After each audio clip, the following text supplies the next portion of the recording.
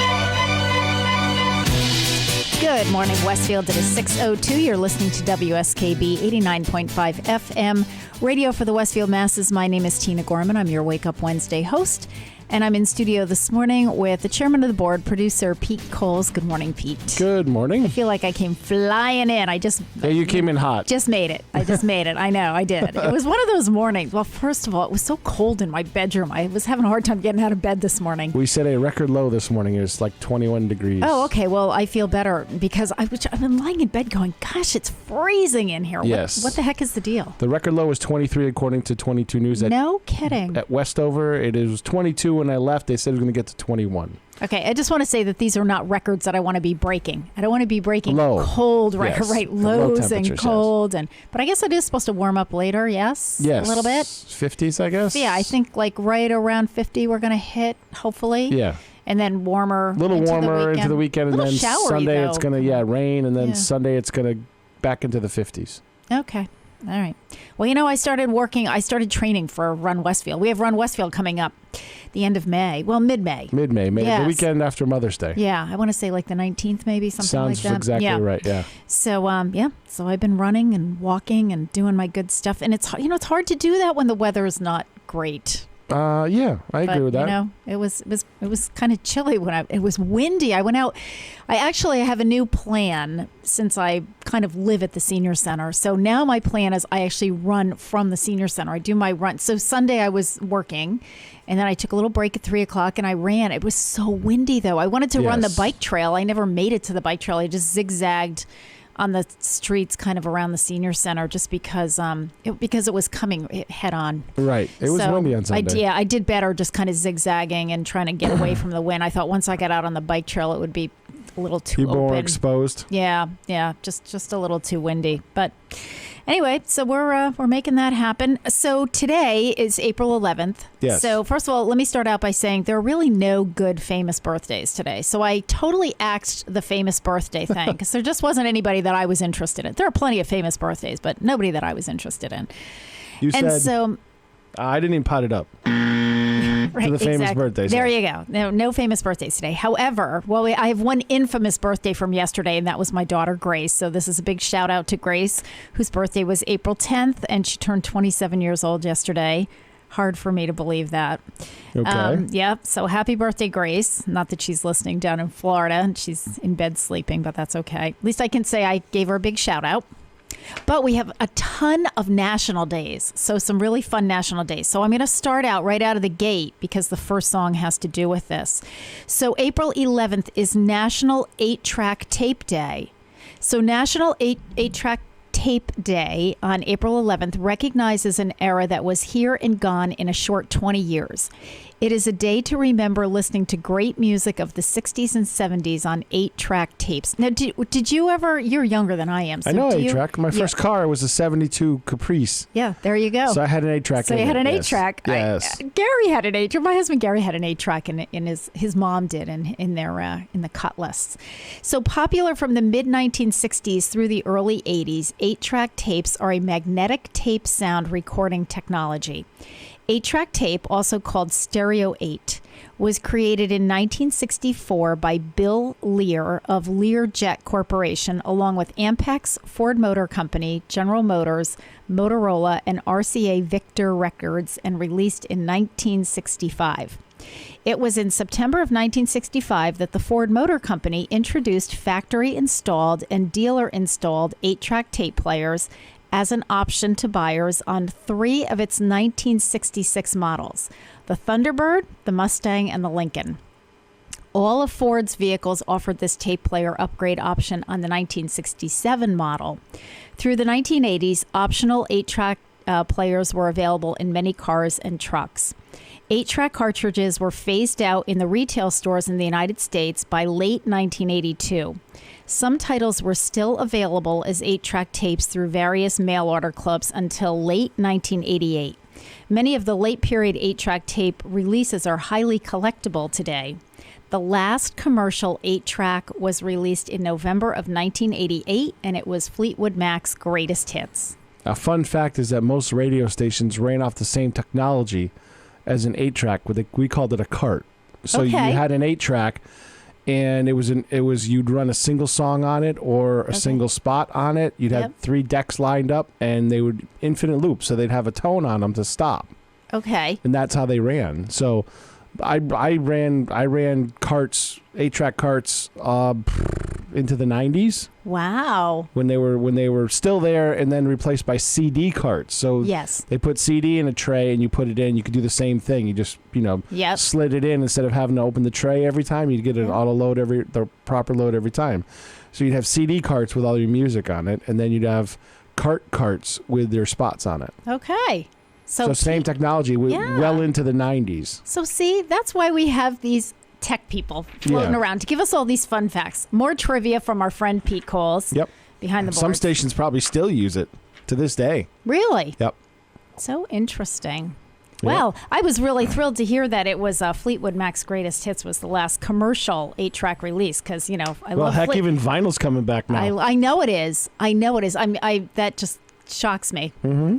I have a set of not 33s, but I have a set of 45 RPM records, a whole set when we cleaned out my mom's house after she passed away. Singles, yep. Yep, the singles. And I said, they're so nostalgic. I just, I actually have a record player at the senior center that somebody donated. I have it up in storage. My friend Jim Knapp has a house full. Yeah. One half of his basement is all albums. Yep. Some never opened. And one half are 45s. Because he was a commercial radio DJ back in the day. Yeah, and you just have to be careful with those. They kind of have to be in a climate controlled environment, so you don't want the vinyl warping and all that good stuff. But he's got a basement full of them, like floor to ceiling basement on racks. Wow. Mm-hmm. Very cool. I told him sell his duplicates and pay off his house.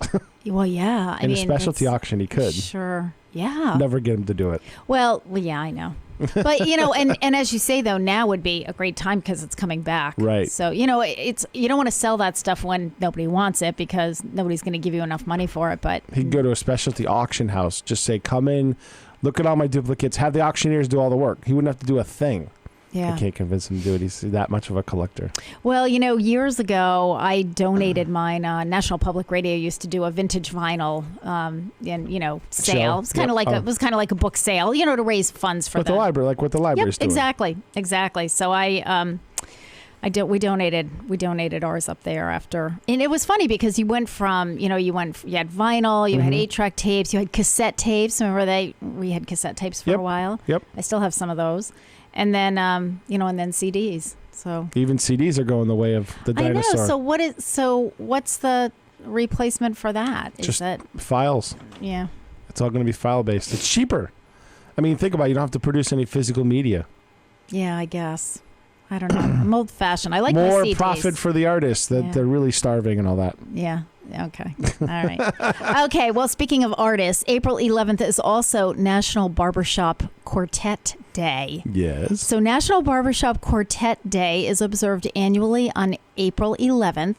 Barbershop quartets are a style of a cappella or unaccompanied vocal music. Their music features songs with understandable lyrics and easily singable melodies. Between 1900 and 1919, barbershop music found its popularity. In the 1920s, it began to fade into obscurity.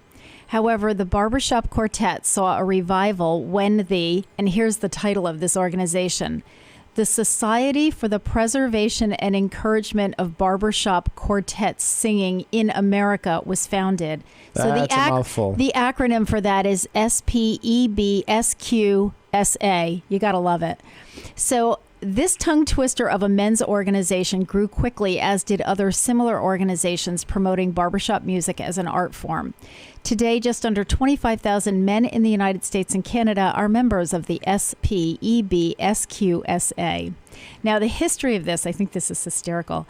The Society for the Preservation and Encouragement of Barbershop Quartet Singing in America was started on April 11th, 1938 in Tulsa, Oklahoma. Founded by Rupert I. Hall and Owen Clifton Cash, prospective members were not even required to be able to sing. According to an article in a June 13th, 1938 issue of the St. Louis Post-Dispatch, Cash was quoted as saying, "All we ask is just that prospective members think they can sing." So, happy National Barbershop Quartet Day. So far we have a song by Fleetwood Mac for National 8-Track Tape Day. We have a barbershop quartet song, which was the first one that jumped out at me, which is, we're going to play that a little bit later, Lida Rose, which was from The Music Man. So that one kind of jumped out at me. And then April 11th is also National Submarine Day. And I'm not finished. We have more that we're going to talk about later. But so National Submarine Day, the United States Navy acquired the Holland 6, which was the Navy's first modern commissioned submarine, on April 11th, 1900. Each April 11th honors this day as people across the nation celebrate National Submarine Day. The U.S. Navy's first submarine was the Alligator, which was in 1862. The Alligator was active during the American Civil War. Designed by Irish-American inventor John Philip Holland in 1896, the Holland 6 was launched on May 17th, 1897 at Navy Lieutenant Lewis Nixon's Crescent Shipyard in Elizabeth, New Jersey. It was later purchased by the United States Navy on April 11th, 1900, becoming the United States Navy's first commissioned submarine and renamed the USS Holland, or the SS-1. So happy National Submarine Day. And the only submarine song I could think of was the Beatles' Yellow Submarine. I mean, there you go. Right? So we'll play that later on as well. So we have all kinds of music and songs. We have all kinds of guests today that should be coming in shortly. I do want to this is an important reminder for those of you who utilize the Senior Center. As a reminder, we have signs all over the Senior Center. We have a sign on the front door. We have signs on all the tables. I made an announcement at lunch, but as sure as I'm sitting here, somebody's going to show up to the Senior Center this morning at 8:30. This is a reminder. Day, right? Yes, today is our training day. So the staff is going through a safety training, and that includes the veteran staff as well as the COA staff. So the Senior Center will open at 10 o'clock today. We will not be serving morning coffee. We will, however, be serving lunch. But again, I know that there will be people at the door at 8:30 knocking on the door, not trying to figure out why we're not open, even though we have a sign on the door. So if you do that, there will be a sign on the door as a gentle reminder saying that we will open at 10 o'clock. So we don't have any of the programs that we would normally have first thing in the morning on a Wednesday, but everything will start at 10. And we're doing the staff training in one of the back rooms so that we can't hear people banging on the front door. There you go. That was Mary Lou's idea, because I said, where should we do the training? We can set it up in the Creativity Center. We can set it up in the in the great room, and she said, no, if we set it up in the great room, we're going to hear all the... Yeah, well, they won't see us. We'll have the shades down because we need to do that anyway because we're going to be showing videos and stuff like that. But she said, we'll hear people knocking at the door and we'll keep running up and saying, okay, just one more, time to go remind them. So we're not going to even be there. We're going to be in the back. There you go. So that's our reminder. It is 6:15. You're listening to WSKB 89.5 FM radio for the Westfield Masses. So in honor of National 8-Track Tape Day, we're going to play Rhiannon from Fleetwood Mac, which was the last commercially done, 8-track tape in 1988. So here we go.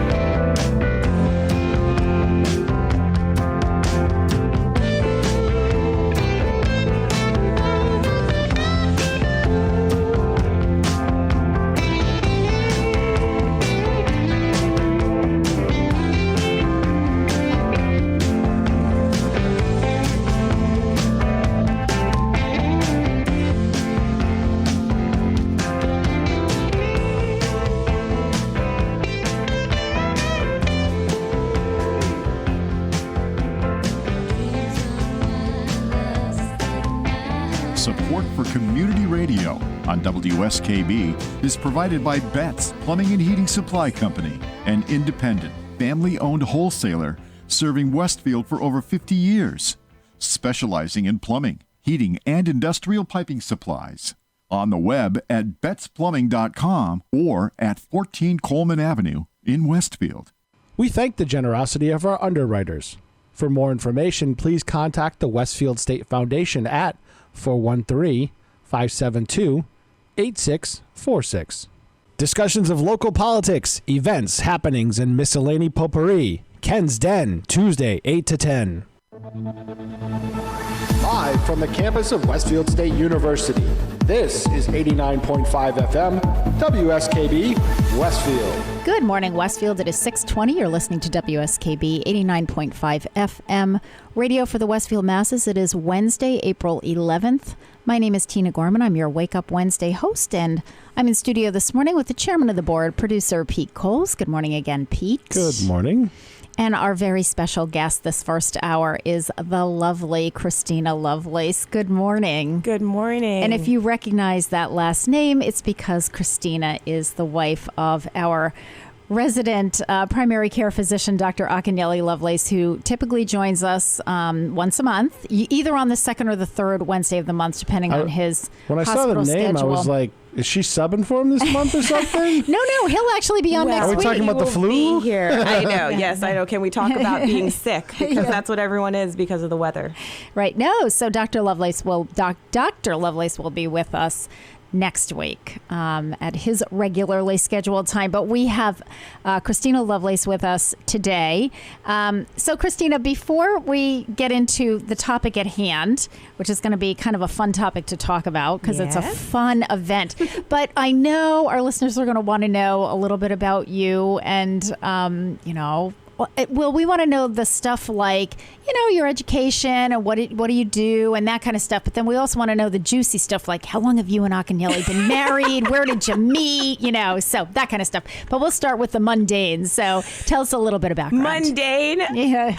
I am a nurse, actually, by trade. I am a registered nurse. I worked for a very long time in the hospital system. And then now I have transitioned over to working wherever my children are. Okay. And so in this day and age, your children are, besides being, listen, I have to tell my our listeners sister-in-law is just like that. She's got a master's in education. Yep. And to help her husband's career, because he's moving up an executive track, she's now the most wanted PTO president in existence. Oh, I'm sure. Amen, sister. I'm my sure. Life. Yeah, I'm sure. Yep. I've served on a number of PTOs and boards and parent advisory committees. The principals what we love do. her. Yeah. Oh, yeah. It's what happens. You know what? I am honestly... life for us after our children changed, I'm sure, as it did for, I don't know, everyone in the world after you have a baby. Yep. So we had our kids, and then we had to make a choice as far as who was staying home and who was going to pay these children attention. Yep. And I picked the short straw. So oh, yeah, sure. It was real tough. Yeah.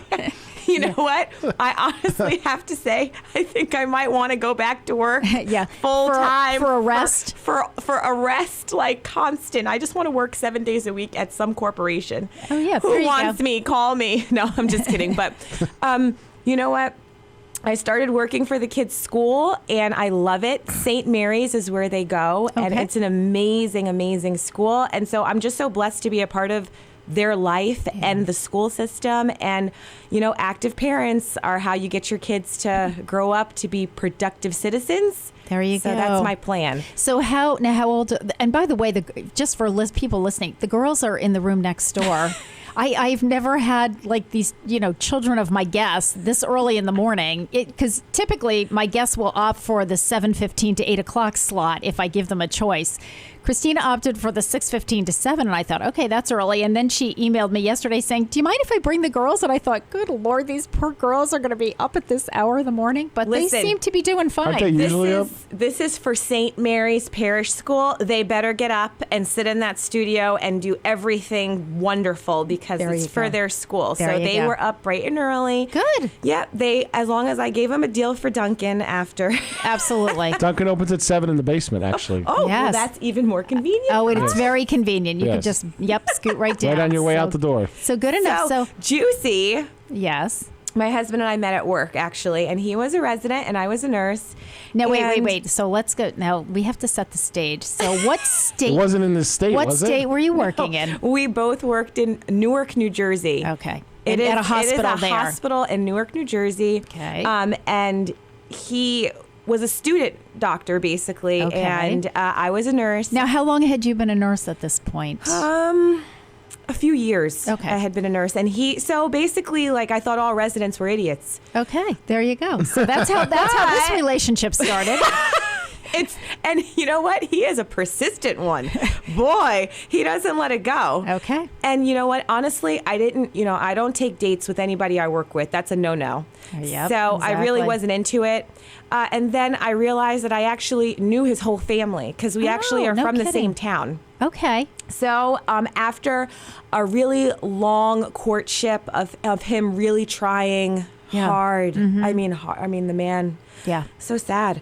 He tried really hard. No, he won me over. And between our love of football, there you go. Yeah, our love of football Yep. and our love of what we do for a living, that Now, really helps. Here's the thing. So for your love of football, did you love, because my husband and I, Gary and I, same love of football. Unfortunately, when we were dating, we were passionate about two completely different teams. So I found these old love letters in quotation marks that I wrote when we were in college. And I was writing things like the scores of the football games and the fact that his team lost and my team won. And I mean, it was brutal. It was brutal. But so were you guys on the same page though, at least liking the same teams? You know what? I'm not going to disclose our team likings because Okay. right now we are Patriots fans. Oh, there you go. We love the Exactly. Patriots. Well, No. You moved to New England, you have to. We are New England Patriots fans to the end now because we are New Englanders. No. Yeah. But you know what? Sure. My husband used to be a Jets fan. Sure. And I actually used to be a Cowboys fan.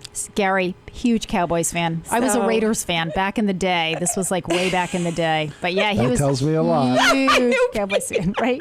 There you go. He used to be Jets all the way. Yeah. Yeah. But we moved to Texas. Yes. And Oh, then, that's right. You lived we in moved to Texas Texas for a while. We about just that. closed our eyes and picked on a map, and we were like, let's just go. Who cares? And we did. And we lived with chickens and cows and cowboys for 6 years. And then we ended up back in, on the East Coast. Okay. But Jersey's too expensive. Yeah. And Western Mass is a really great place to raise your children. Yeah. Yep. I mean, it's just so wonderful. And since we've been here, I mean, we've immersed ourselves in the community and we're everywhere. I mean, we take care of the community, we participate in the community. And so this is a place that we're going to be until retirement. Yeah, for a and while. apparently people go to Florida on retirement. I think I might want to go to Dallas on retirement. Oh, there you go. There you go. Back to those. So, but your family, I just in discussions that we've had with Akinyele on and off air, but your family's kind of all in this Northeast, correct? Yeah, both of our families actually live in the exact same town. They live in Teaneck, New Jersey. Oh, okay. All So everybody is together. Yep. And we Makes live it easy here. for holidays. Yeah. It makes it easy for no one to run by and stop by your house when you live 2 hours away. I got that. Gary and I are both from northern New Jersey. See? Yeah. So 3 hours. 3 hours, but you know what? So there's no pop-ups, but No. we are very, active in all birthday parties Yeah. and all Right, the 'cause things it's not that are too far. fun. It's Yeah. it's not far enough, but Of course, what I tell people though is there is the flip side to it. The good side to it is that people don't pop in, but the other side to it is that when they come to visit, they're there for several days because you don't drive 2 or 3 hours generally just for like an afternoon. So are. And that's the you know thing. what? So you always That have to have a was- guest room ready. We have a guest Yep. area, So and do that we. was like a mandate. Yep. Yeah. Same. Poor Lisa. Lisa Sullivan is amazing. She looked for a house for us, and forever. Yeah. She was like hustling, really looking. So was Sue Figgy. Oh, poor Sue Figgy. Yeah. Yeah. But Yeah. so you're all settled into your new house because we went through. See, we've lived all this with Akinyele on air over the last 2 or that's 3 right, years, and he's been yeah. here. So yeah, we went through the process of the move and how things were going. And It's awesome, other than the coyotes Yeah. and Yeah. the bear that, Yeah. my Oh, Uber yeah. driver wouldn't come pick me up. It was last year, actually. They wouldn't come down the driveway. The bear was in the middle of the driveway.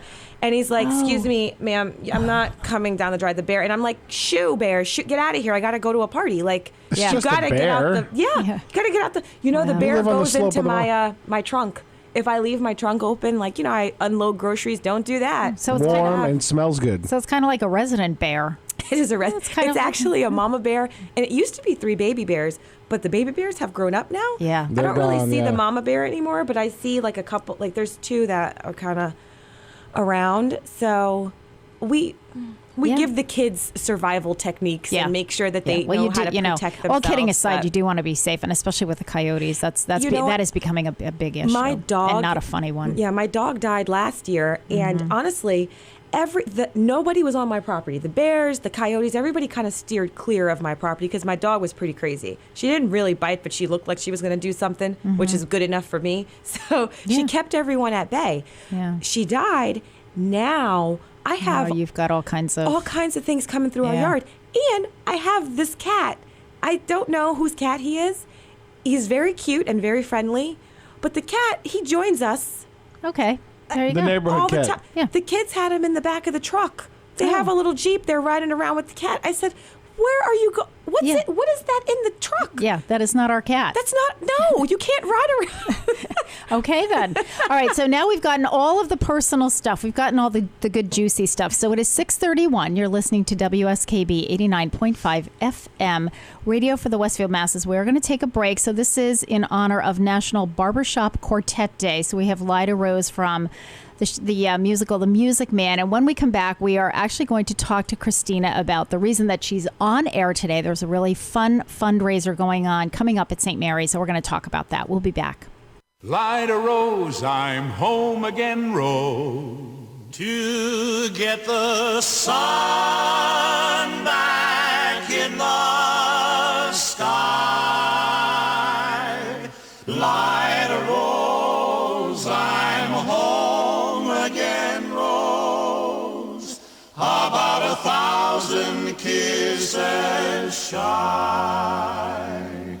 Ding dong ding, I can hear the chapel bell chime. Ding dong ding, at the least suggestion, I'll pop the question. Lyda Rose, I'm home again, Rose, without a sweetheart to my name. Lyda Rose, how everyone knows that I am hoping you're the same. So here is my love song, not fancy or fine. Lyda Rose, oh, won't you be my Lyda Rose, oh, Lyda Rose, oh, Lyda Rose. Dream of now, dream of then, dream of a love song that might have been. Do I love you? Oh yes,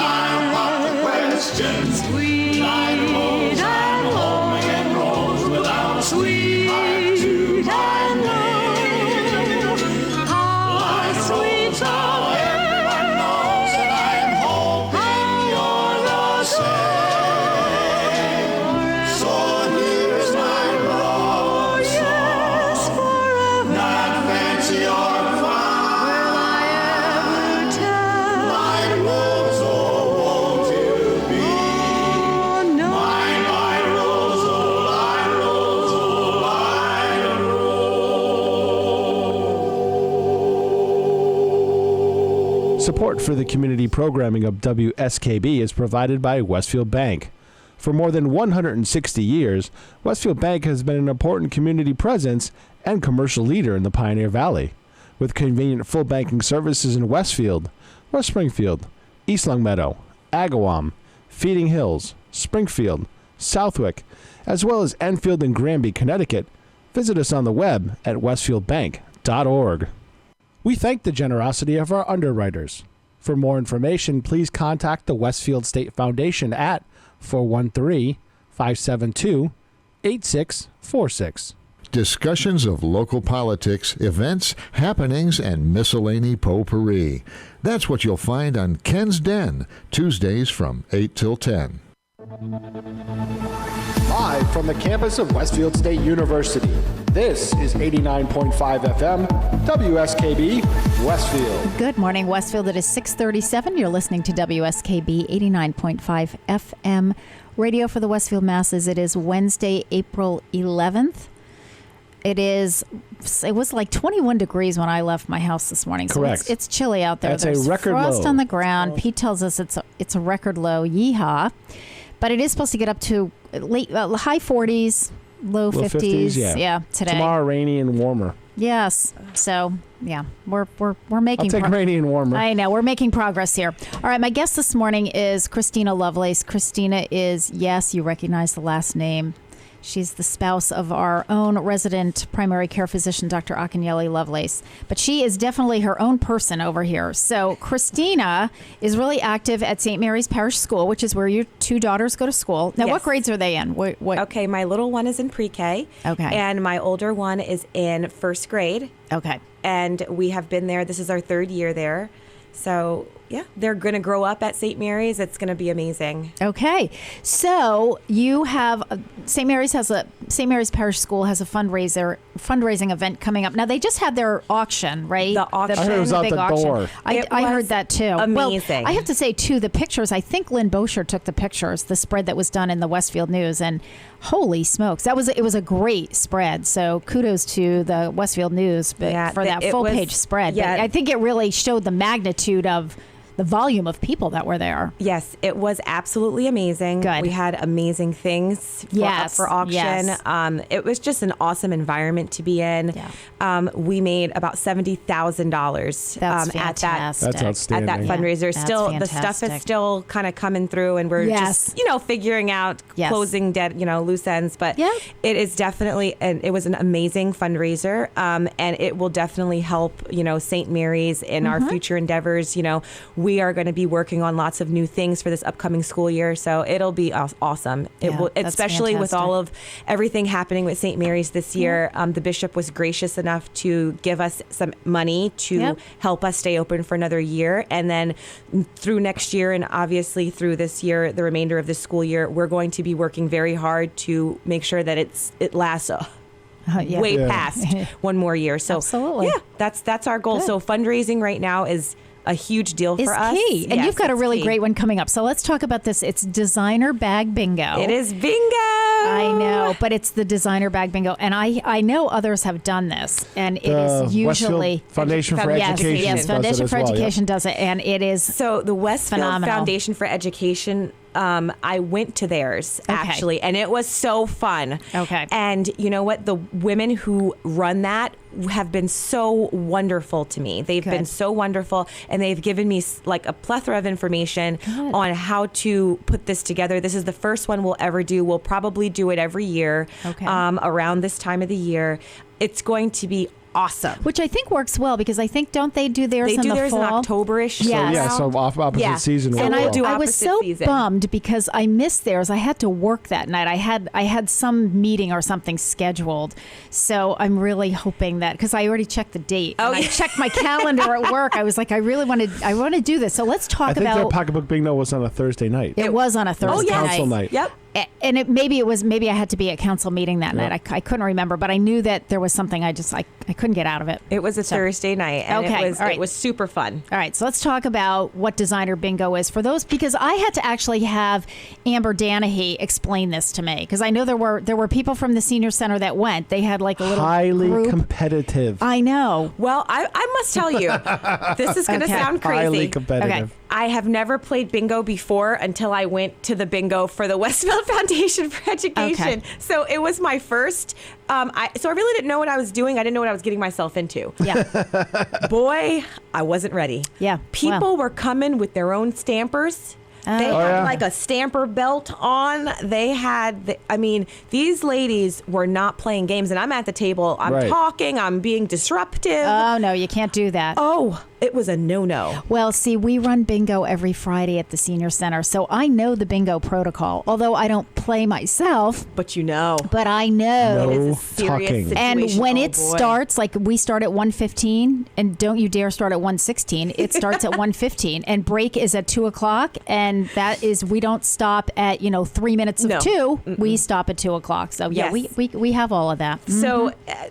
To explain what this designer bag bingo is, for those who are unaware and have never played, your ticket, which is $30 and can be purchased on eventbrite.com, or you can send a check to the school, $30, and it's $35 at the door, but we may not have any tickets available. We have limited seating, so we're filling up fast. My guess is that you won't have tickets available at the door. We are filling up really fast, so that's kind of buy your ticket, people.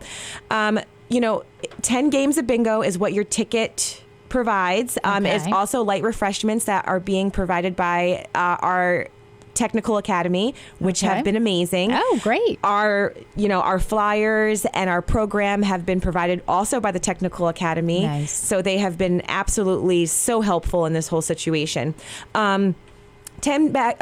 10 games of bingo, 10 bags for each. So for each game of bingo, you have a chance to win. Yeah, a new designer bag. Okay. Right. So one game, we'll play the first game. Whoever gets bingo for the first game gets the first bag. Right. There's going to be a bag, solely designated for each game. Okay. So you don't choose the bag. You don't choose the bag, so but so now, that way there's no fighting in the parking lot afterwards. Exactly. So now, if we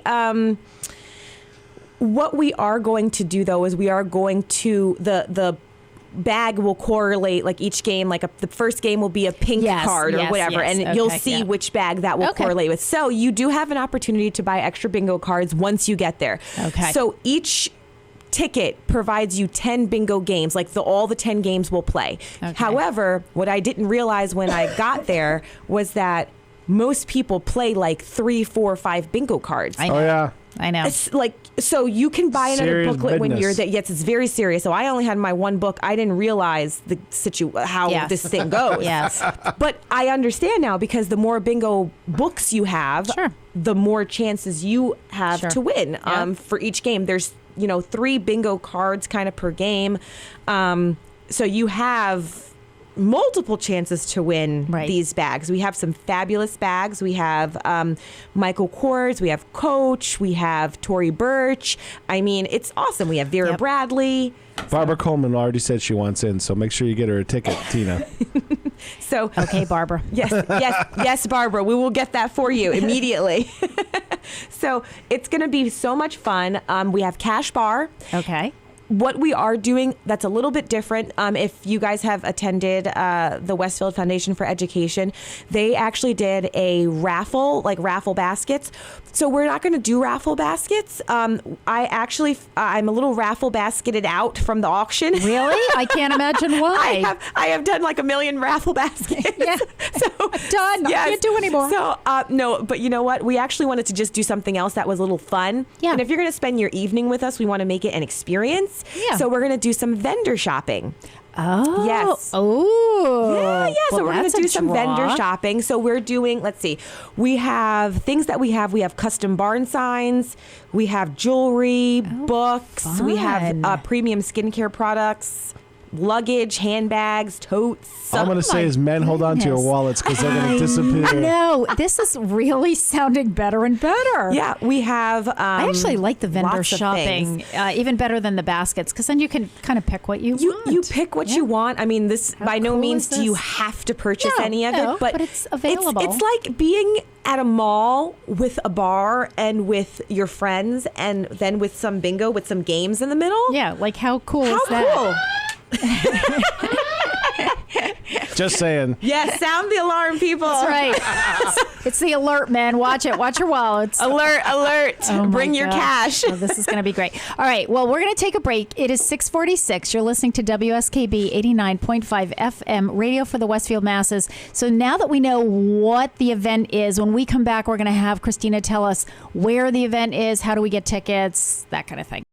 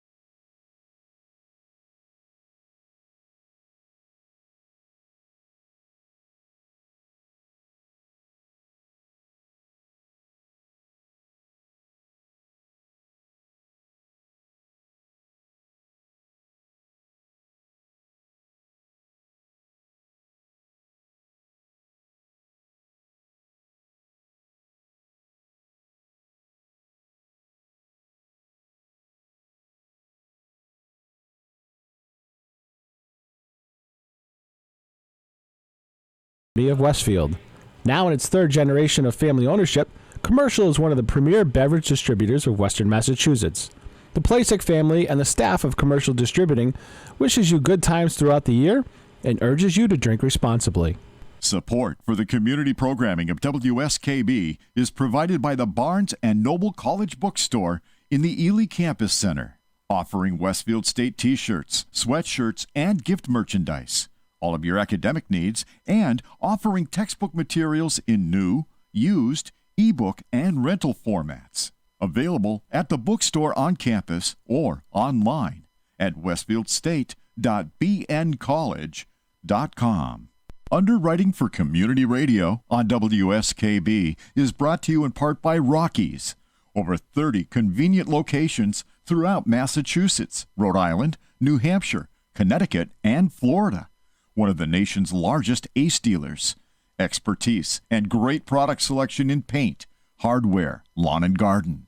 That's Rockies. Rock solid service since 1926. On the web at rockies.com. We thank the generosity of our underwriters. For more information, please contact the Westfield State Foundation at 413-572-8646. Friday mornings is something different on 89.5 FM. It's JP's Talk About Town. Community Radio. 89.5 WSKB. Live from the campus of Westfield State University. This is 89.5 FM, WSKB, Westfield. Good morning, Westfield. It is 6:50. You're listening to WSKB 89.5 FM, radio for the Westfield masses. My name is Tina Gorman. I'm your Wake Up Wednesday host. I'm in studio this morning with the chairman of the board, Pete Coles. Good morning again, Pete. Good morning. And the very lovely Christina Lovelace, who's talking to us about designer bag bingo as a fundraiser for St. Mary's. Good morning again, Christina. Good morning. Okay, so let's talk about, we've talked about what designer bag bingo is. So let's talk about, first of all, where is the event going to be held? When is the event going to be held? Let's talk specifics, because now that we have people calling us in and saying, how do I get a ticket? We need specifics. Yep. So it will be May 3rd. Okay, which is a Thursday evening. Okay. It'll start at 6 o'clock with shopping and bar opening and stuff like that. The first bingo number for all my serious bingo people. And you have them. Yes, are 7 o'clock. We start the game. All right, 7 o'clock. 7 o'clock. First number's called. First number's called at 7 o'clock. We'll play 5 games. We'll take a 30-minute break, and then we'll call the other 5 games. Okay. That's the setup of the situation. It will be held at 27 Bartlett Street in Westfield, which is at St. Mary's. Okay. It will be right in St. Mary's High School. You can come right to the door. Like I said, tickets are available online on eventbrite.com. However, if they do charge a small service fee on Eventbrite, so if you don't want to pay, it's $2.23, I believe, is the service fee. So if you don't want to pay that, no problem. You just send a check into St. Mary's Parish School, and please make your check out to St. Mary's PTO, and you will have your ticket. It'll be waiting at will call at the door. Now, what if people wanted to? Because I know we did this for the CFS. For if they wanted to like get a group or sit together, how does that work? Can they do that? Or absolutely. All you need to do is either, if you're sending a check-in, just if you're sending it in for, say, I don't know, 10 it would be people, great if you send it in all together. If you send it all together, that would be awesome. However, I do understand that some people don't want to do that, i.e. people don't like to pay you back. They don't like to pay me back. I know that. So when I end up buying tickets for everyone, it's usually a gift. I just consider it a gift. Yep. Well, the other way to do it is to have everybody give their check to one person, and then that check goes in the envelope, and that one person sends it in. You can also do that, but honestly, we have a good amount of space. Okay. So are you doing it in the gym over there? We're doing it right where the auction is, where the auction was. Yep. That's exactly the same space that we're doing it. So we have a really good amount of space. We are able to accommodate, if you want to sit with your friends, all you need to do is just give me a list of the friends that you want at your table, and I'll make sure to arrange that for you. Do you know how many would fit at a table, just to give people an idea? We can fit about 10 to a table. Okay. All right. So that gives now, people an idea. you might be a bit tight, but if they're your buddy and you're it's fine. I mean, you know what? You're just stamping a bingo pad, so as long as no one smells, it should be a great night. There you go. Hey. There you go. It's all for the cause. All for the cause. All right. And so it's at St. Mary's High School. It is. It's on Thursday, May 3rd. Doors open at 6. First bingo number is called at 7. Who's calling the numbers? Do we have any celebrity bingo callers? We do. We have our local celebrities. We have Mayor Sullivan. He was awesome. I actually harassed him at your lip sync battle. Oh, there you go. And but you know what? He was such a trooper about it. He was awesome. He immediately told me absolutely. He's a great bingo caller. Oh, we trained him at the senior center, so he got all of his training and experience.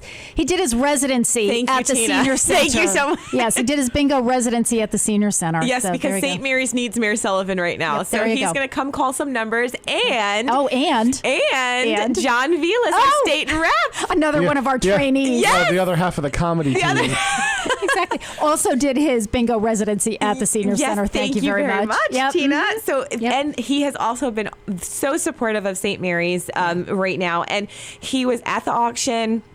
And they are both going to be helping call numbers. We have Mr. LePage, who is our drama. Oh, he's wonderful, Rob LePage. Oh my God, gosh, he's awesome. amazing. So he is our MC for the night, and he is hilarious. And you know, it's ladies, so you're funny gonna love Rob LePage. He's awesome. He was there. My daughter went to St. Mary's High School, and Rob was there his very first year. Grace was in high school. Yeah, so we go way back. Oh boy, yeah. Yep. He's his very rookie year. We trained him too. Oh, I had a lot of training to do with all these people that are involved in this bingo thing. I'm taking some credit here. Well, that means that they're going to do well. Yeah, that's what I think. That's it. They're going to do great. So this sounds like just a fun night. What did we forget? So we can sit together. We talked about where the event will be held. So the ticket price is $30. It's $30, $35 at the door if they're still available, and that's a huge. If. You know what? My guess is they won't right be. now we are selling really fast, and so we have very limited space currently available. Okay. So don't wait, ladies or gentlemen, whoever wants a bag. Listen. Get your tickets get our now team and our ticket. And get your team if you want somebody together. Yeah. Just let me know. Okay. Call. You can call the high school if you have extra questions. Call just the main number for the high school. Brittany Gifford, she's a co-chair of this designer bag bingo, and she will be answering the phones at the high school. So you can talk to her directly. Any questions you have. And what about if somebody wanted to sponsor this event, are there opportunities? There's always opportunities for sponsorship. There are plenty of opportunities Okay. if anyone is interested in sponsoring this event, and there will be tons of people there, just like the auction. So it's going to be awesome. You can contact the high school, and they will send you all the information that you need. You can also contact me, ChristinaMLovelace@gmail.com. But my email and my information is on the St. Mary's Facebook page under the Designer Bag Bingo. It's on the Eventbrite page. St. Mary's website. You can email St. Mary's directly to get more information on sponsorship opportunities. So it's available. So will you have a program? Is that we have a program? You mentioned that Westfield Technical we have Academy's program. doing We that, have sponsors for bars. We have sponsors for. We're going to have a raffle there, like a 50-50. So we have sponsors for bags. So we have lots of sponsor opportunities. Okay. Yes. All right. So we've got sponsor opportunities. You can get your tickets. You can get a group together. You're going to have vendors there. Let's go through the types of vendors just one more time, because we're closing out. But I want to make sure everybody has all the information. Yes, we have custom barn signs. We have jewelry. We have books. We have skincare. We have handbag, luggage, tote, accessory type things. Okay. We have Tupperware. We have warmers and like melts, that kind of thing. We have clothes, cleaning products. We have essential oils, spa items, coffee, gourmet. Now, where are the vendors going to be? Are they going to be in the same room? The vendors are not going to be in the same room. They are actually going to be in the hallway? separated. Yeah, they're going to be kind of in the cafeteria hallway. If any of you guys have been to St. Mary's High School, it's awesome because it is the gym is there, and then right through the doors is our hallway and our cafeteria. Yep. So it's a great entry kind of back and Easy to forth, get- easy to get to. access to go back and forth. So I think this is really going to be fabulous. I think you're going to make a ton of money. It's going to be so much fun. fun. It's going to be fun. 100% of these profits go to the teachers and students. Yes. Not one dime goes anywhere else. Right. So this goes directly to the teachers and the students. This is all of a hands-on, of the entire school. Right. Grassroots effort. All volunteers. All the moms. All volunteer. And the all of our dads moms. and the- We have some awesome moms and exactly. dads that help us with these events and put it together. So I'm just so blessed to be a part of like the St. Mary's community. You know what? I give you all a lot of credit because coming off of the auction that you just did, I mean, that's a lot to do these two major events. And in fact, it was so funny, Christina, because when you had initially emailed me about coming on the show, I thought she got the date wrong because I'm thinking the auction piece, and I'm thinking, no, she wanted to come on closer to May. Well, what's going? And then I looked and I went, oh my God, they're doing another something in May. We are, This and then is amazing. actually, just look out for this. We have golf coming up. Oh wow! Are you doing a golf tournament? We have a golf tournament coming up in June. More information to come on that. Maybe we'll be back to talk about golf and how to. You know what they did one time, which you guys ought to think about. When Grace was in high school, somebody put together a Red Sox trip as a fundraiser, and that filled the bus, and that was a great trip. That in fact we took Gary's. I think that was the one we took Gary's mom and dad to, because Gary's mom was a huge baseball fan, had never been to Fenway, and I think it was through I'm almost positive it was through the St. Mary's trip that we did. Yeah, that's awesome. So just something to think about. It is 6:59. You're listening to WSKB 89.5 FM, radio for the Westfield Masses. I want to thank my first hour guest, Christina Lovelace, whose daughters have been parked in the room next door. They've been promised Dunkin' Donuts when we're over. They have been good as gold. We haven't heard that is one what peep. St. Mary's does for your children. Yeah. Beautiful behavior, people. Holy Beautiful. smokes. Unbelievable. Christina, thank you so much. Please come back and join us. Let us, the next time you have whatever the next big event is, we'll have you back on and we'll talk about that. All right. It is 7:00. We'll be back.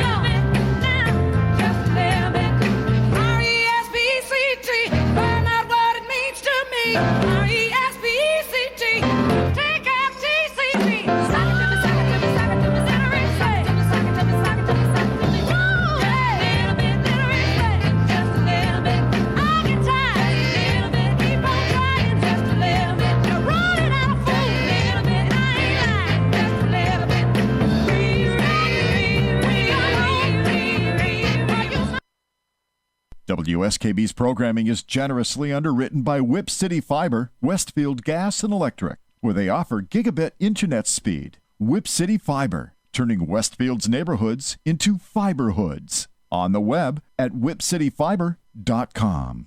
We thank the generosity of our underwriters. For more information, please contact the Westfield State Foundation at 413-572-8646. Friday mornings is something different on 89.5 FM. It's JP's Talk About Town.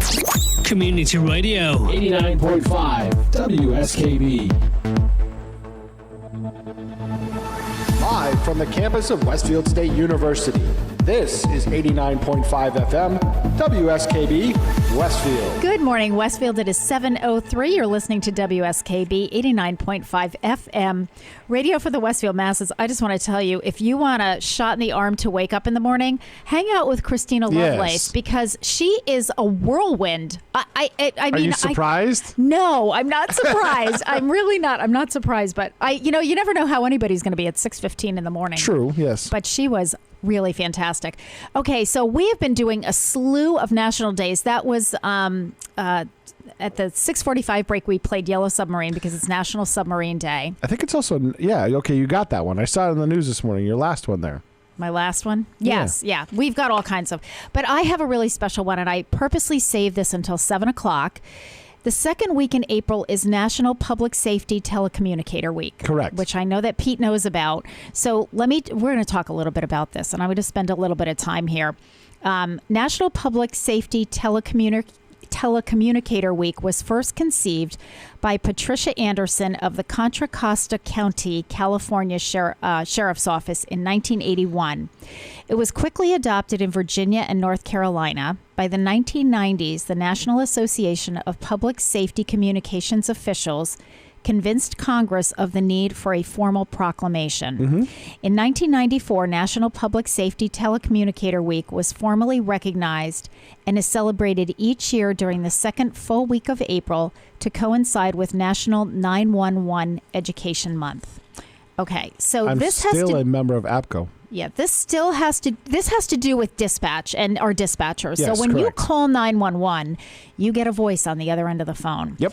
So I attended the city council meeting on Thursday That's night. why you were there. I wondered why you were there. Well, I was there to talk about the senior options event. Okay. And to let the city councilors know about that. We are going to talk about that as well in a few minutes. But I sat next to Lauren Melke, and I asked Lauren why she was there, because she asked me. She said, "Oh, do you have something on the agenda?" And I said, "No, just public participation." And she said, "Well, that's what I'm doing." And she said, "I got the idea from you."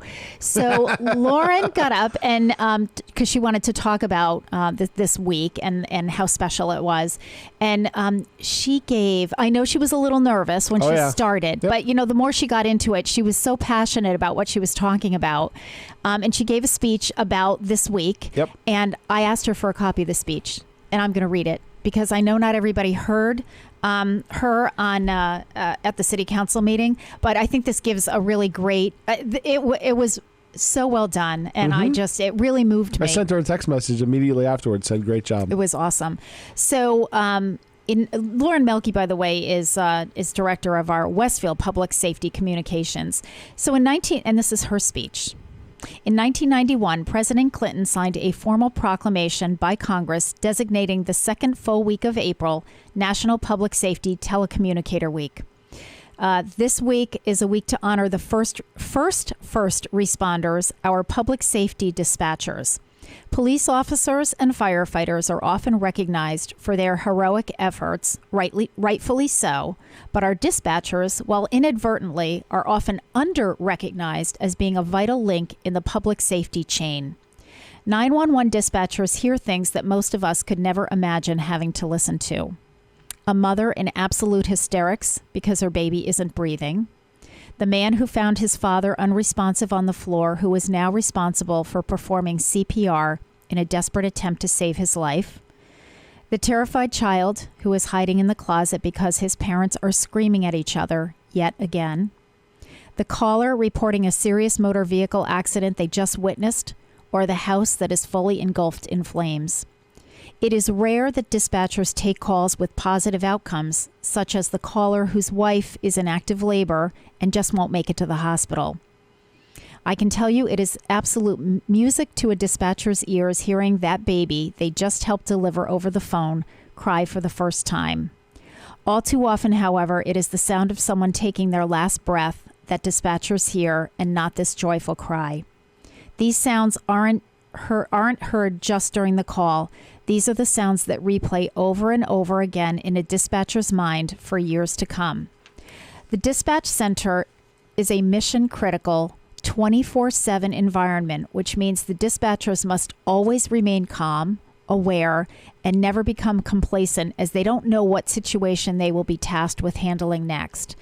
They may be working extended shifts, missing yet another holiday or family event, but you won't know this because your emergency and getting you the help that you need takes precedence over everything else. Over the years, public safety communications has slowly started to become more widely recognized as a profession and not just a job or a stepping stone to other public safety careers. There are many national and local standards in place that must be adhered to. Did you know that dispatchers are trained to provide you with pre-arrival medical instructions for all medical emergencies? This includes tasks such as walking you step by step through CPR, how to administer nasal Narcan, and as previously mentioned, how to deliver a baby. While these may sound like relatively simple instructions to provide over the phone, imagine throwing in frantic callers, language barriers, determining a caller's exact location, and dispatching the appropriate resources, all at the same time and while trying to remain calm and keep the caller calm. Can you imagine a major weather event such as a tornado ripping through the city and having just 2 dispatchers ready at the helm to handle the mass influx of calls that they will surely receive? It takes a very selfless and special person to be a 911 dispatcher. While they may not often receive the praise and thanks that they deserve, this is Lauren's words, I want to publicly thank the behind-the-scenes team at Westfield Public Safety Communications for the incredible job that they do. I'll try not to kill these names. Christine Gustafson, Kelly Garfield, Matt Hartman, Ellie Rulon Miller, Jason Ronan, Caitlin Gladding, Will Serrano, Ashley Sabonis, Lauren Wiggs, and Jalen Claudio. You got them all right. Thank you all that you do for this community each and every day, and may you all enjoy National Public Safety Telecommunicator Week. You certainly deserve it. Thank you. And I just want to, I want to say, and I told Lauren this after the meeting the other night, that really made me think. Yeah. I think when you just don't think about those things. That you don't put yourself in that perspective until somebody kind of slaps you in the face and says, "Well, think about." And I think a lot of us have been on the other end where we're the caller because someone, there's some awful thing happening, and you are, your heart is racing. You don't know what to do, and you've got this person on the other end who's just staying calm and cool and trying to walk you through the process. And I know, Pete, you've done it. Did it for 13 years. Yep, exactly. So, and I was so touched, in fact, that I was talking to my staff about it the next day, and I said I'd really like to do something for dispatch. So we are tomorrow doing. We're going to take food up there. So we have because they can't leave. They cannot leave. So I said to them, as Mary Lou said, it would be great if we could get them down here for a lunch. But of course we can't. All but the people working. So we're going to take the lunch to them. And actually we're going to, I brought my crock pot is at the senior center. I dropped it off there this morning. So we're going to do meatball grinders and salad and drinks and dessert and take it up there. So all of the shifts can have some of that. And that is our thank you. It's become a less visible position now that they moved out of the police department and they have their own space. Yeah. Because the police department, you'd go to the window and deal with the public. Well, now it's just you're there and you're behind a fence because that's the best place for them to be, believe it or not. They're actually in with the technology department. Right. Yeah. And because even if everything else fails, the network fails around the city, they're directly connected to the network in that building. Yep. So they can stay active and working when the rest of the city could be going to heck. Yep. Loss of power. There's a generator up there. They have direct connection to the system. So even if the police department gets cut off, they still have access. They're good. They're good to go. They may be hampered a little bit, but they have access. So we thank them. It's a mouthful. It's national, whatever it is, national telecommunicator. It's hard because a lot of people think they're just a phone operator, and they're really not. Right, exactly. I think that's exactly it. I think people think it's just like, okay, it's somebody who, but you have to have all this knowledge. You have to be able to assess the situation that you can't see.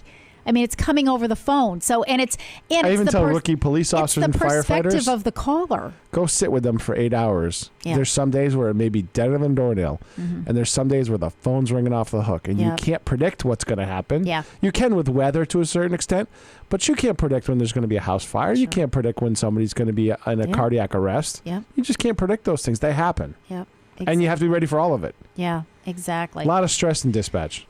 There is a lot of stress. Because you go from absolutely nothing watching the Today Show to a house fire. Yep. Where you're bringing, or a structure fire of a big building, where you're bringing in mutual aid and you're coordinating all kinds of activities. And it can go from 0 to 60 in no time flat. I still say, I think one of the hardest things about it is that you can't see what's going on. People are telling you things over the phone. Right. Very little closure. Yeah.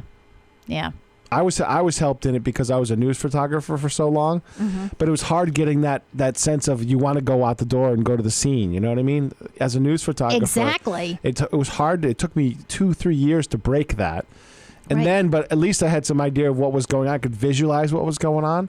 But guys and girls that are new, they can't visualize, and they don't unless the police officer or firefighter tells them how that call finished. They don't know. Yeah. I've had calls where you never get closure. Yeah. Well, we thank our dispatchers. Okay, it is also, we have more national days. We just went crazy with national days. It is National Pet Day. So April 11th is National Pet Day. While loving our pets is something that we do every day, National Pet Day encourages us to pay special attention to pets that may not get that extra attention. Helping out orphaned pets will improve their health and increase their opportunities for adoption. Sometimes the human companions of these pets aren't well. So making sure that their forever furry friends are receiving the best care will help relieve stress and worry. So how to observe? Well, take some supplies to those pet shelters. And, we often see notices and press releases in the Westfield News for the both the shelter that we have here through the city as well as the cat shelter that they're, looking for supplies. Help a friend who's recovering from an illness, care for his or her pet, and look into the adoption of a pet. So all good things to do on National Pet Day. And finally, April is, I think before we go to break, we're going to talk about this because this is going to segue into my next guest. April is Keep America Beautiful Month. So Keep America Beautiful Month is celebrated each year in April. It celebrates the things that we can all do to make our country a more beautiful and better place. The Keep America Beautiful Foundation is a United States-based nonprofit organization that has 3 basic missions: reducing waste, preventing litter, and beautifying communities. Everyone makes a difference in keeping America beautiful. Reduce waste by repurposing and reusing old items. Recycling is another important way we can all reduce waste in our communities. Many people celebrate Keep America Beautiful Month by teaching children about preventing litter. April is a good time to adopt a highway, street, or park and participate in helping to clean up your community. Beautifying your community can be a fun and creative project. Clean up the winter debris in your yard, plant a tree, some flowers, or even a garden. Put a fresh coat of paint on your fence or deck. So, in order to help you to do all these things, we have lots of suggestions here in the city of Westfield. We have Earth Day coming up on Saturday, Earth Day is actually on Sunday the 22nd, but Saturday, April 21st is our annual Westfield Earth Day Cleanup Day. So please join Westfield Mayor Brian Sullivan in cleaning up the Westfield community for our 6th annual Earth Day event. Starting at 8 a.m., we will congregate on the grounds of the Masonic Lodge at 72 Broad Street to start the day with a good breakfast. From there, you will receive your assignments for cleanup areas, and you'll be provided with gloves, bags, and safety vests. This is a rain or shine event, so please dress appropriately. At 1 o'clock, the day will end back at 72 Broad Street with a lunch served and presented by the Masonic Lodge and their members. If you or a community group that you're associated with are interested in signing up to help, you can contact Karen Lee, Conservation Director, at 572-6281. Please pre-register for groups of 5 or more. So if you've got a Girl Scout troop, a Boy Scout troop, whatever group, and you have more than 5 people, let Karen know because that'll help her with assigning who's going to be doing what. And also the ages, I think, of the helpers helps her to figure out who's doing what on Saturday, April 21st. Mayor Brian Sullivan said, while we celebrate Earth Day once a year, there is no reason not to clean up your community at every convenience. If you aren't able to join us on Earth Day, designate some time to clean up a place near you. He certainly appreciates your help. So we are going to talk about trash and cleaning up and recycling with our good friend Joe Rouse, the Director of Public Health, when we come back. It is 7:18, and this song is going out to our dispatchers. It's Emergency by Kool and the Gang.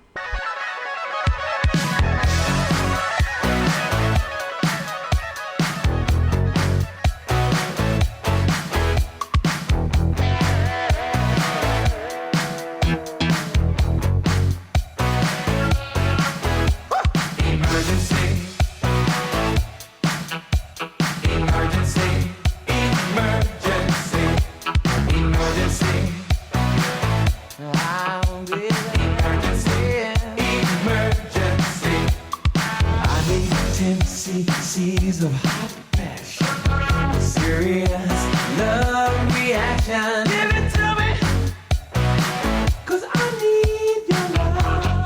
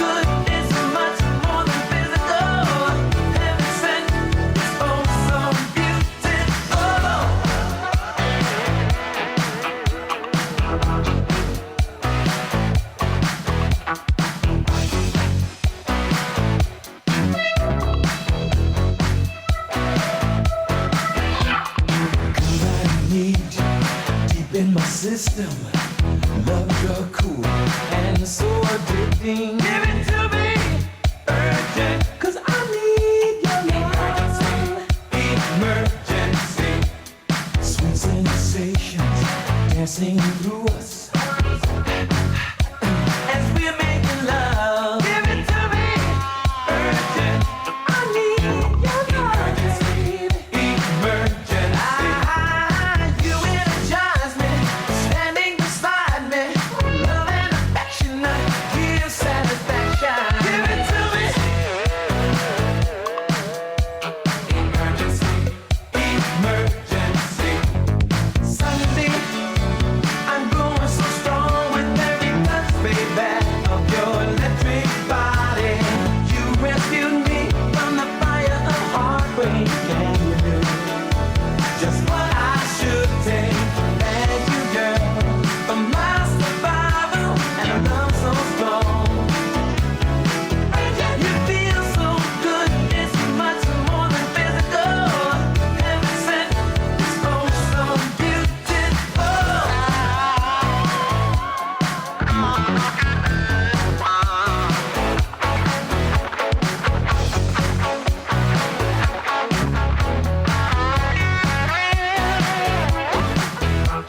Emergency, urgent. Emergency, emergency. Give it to me. Urgent. Emergency, emergency. Emergency, urgent. Emergency, emergency. Give it to me. Urgent. I need your love. Emergency, emergency. Emergency, urgent. Emergency, emergency. Give it to me. Urgent. 'Cause I need your love. Emergency, emergency. Emergency, urgent. Emergency, emergency. Give it to me. Urgent. I need your love. Emergency, emergency. Emergency, urgent. Emergency, emergency. Give it to me. Urgent.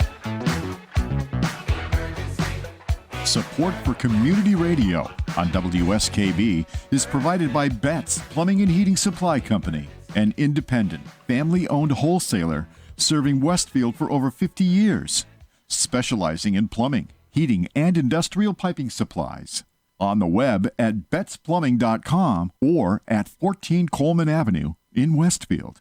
Support for the community programming of WSKB is provided by Comcast and Xfinity.com, offering Xfinity TV, Internet, home phone, and home security services. Information on all that Xfinity has to offer in the Westfield area is available online at Xfinity.com.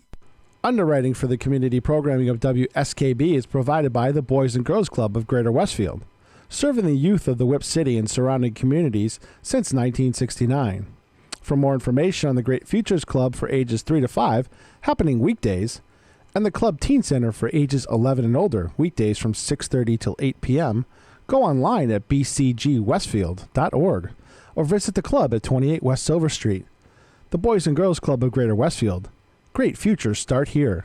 We thank the generosity of our underwriters.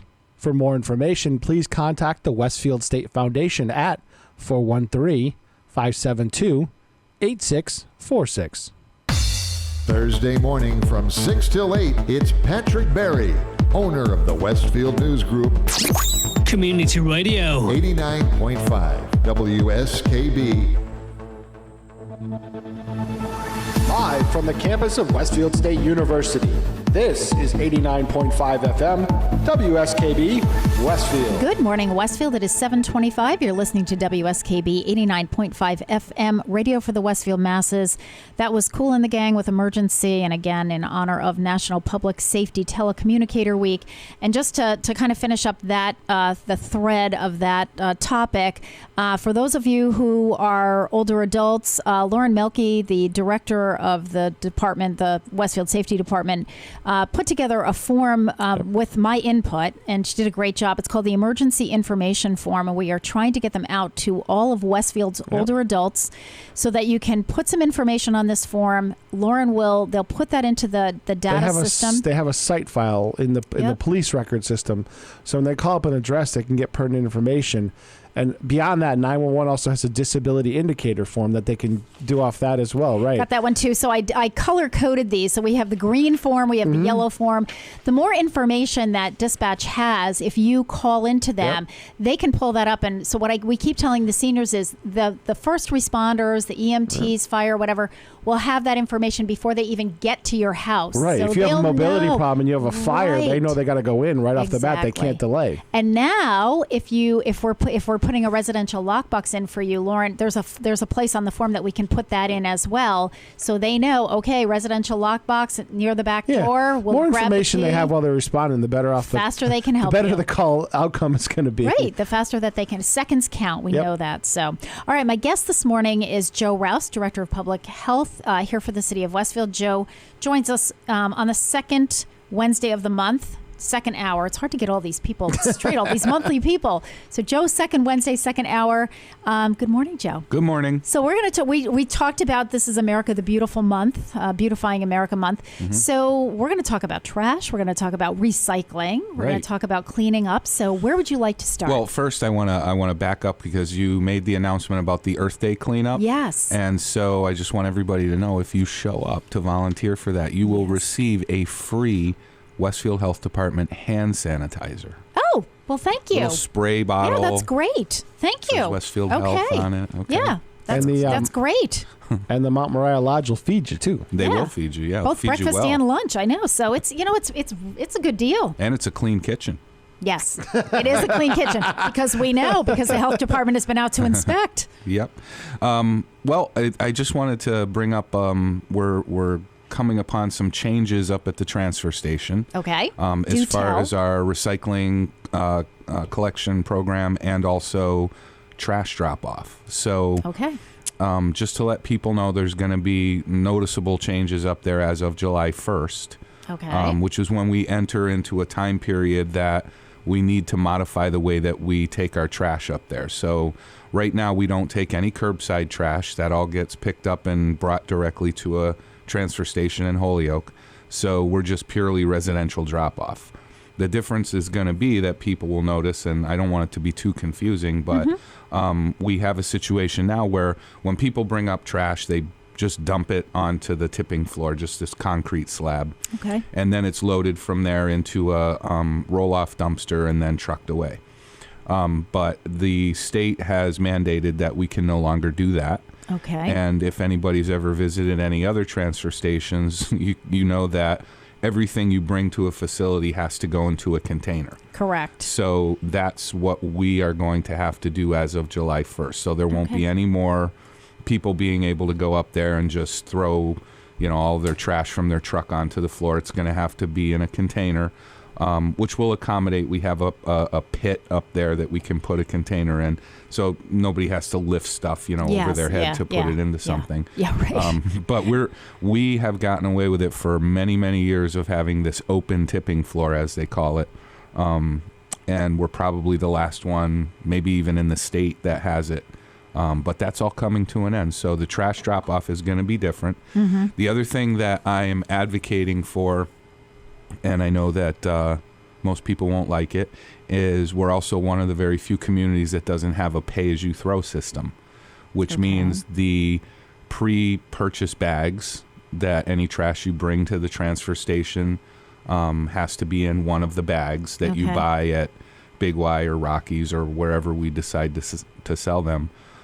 So that's one of the things that's in discussion right now. Okay. And because the cost of disposing of our trash has escalated so much in the last year. Yeah.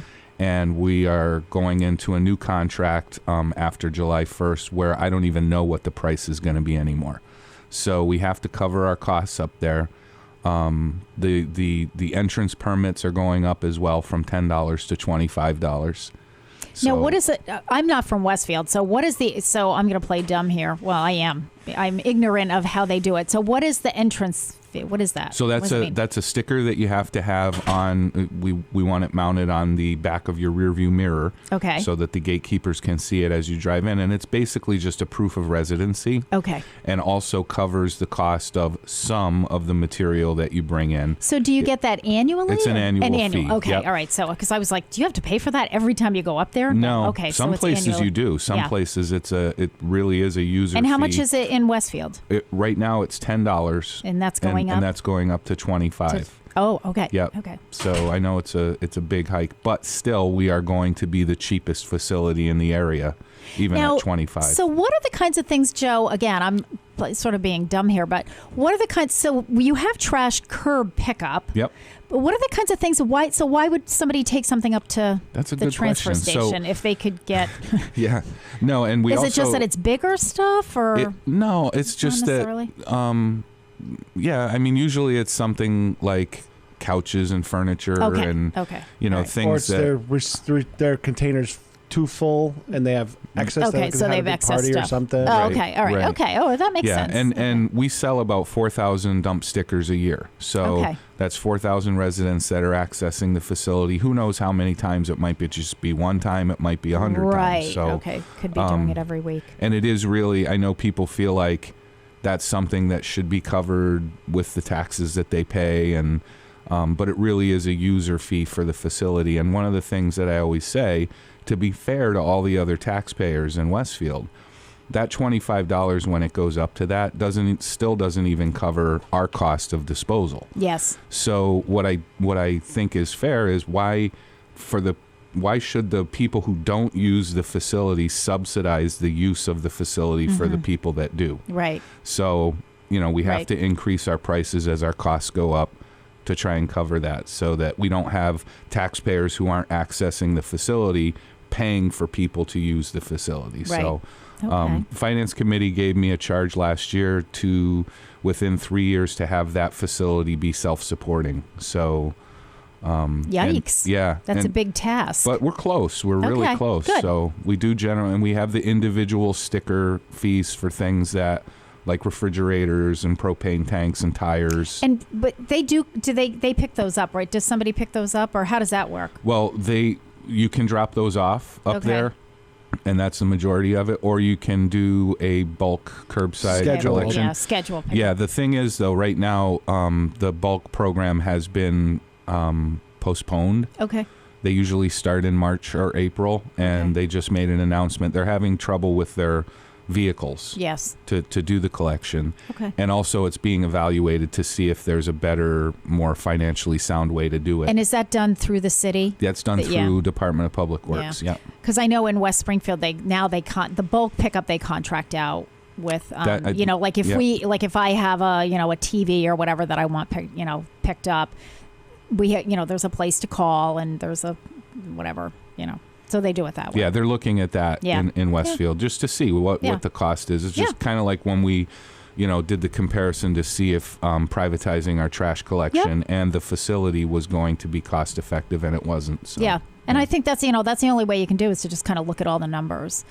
Okay, it is 7:34. You're listening to WSKB 89.5 FM radio for the Westfield Masses. So in honor of National Pet Day, we have Lobo singing Me and You and a Dog Named Boo. Enjoy.